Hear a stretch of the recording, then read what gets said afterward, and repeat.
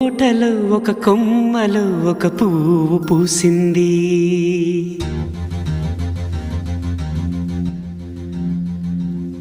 మహారాణిలా మహాలక్ష్మిలా ఆ పువ్వు నవ్వింది.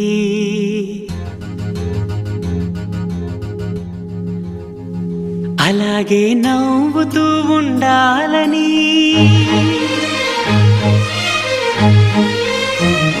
అలాగే నవ్వుతూ ఉండాలని నింగి నేల వాగు వంక చెట్టు చేమ గువగూడు ఆశీర్వదించాయి.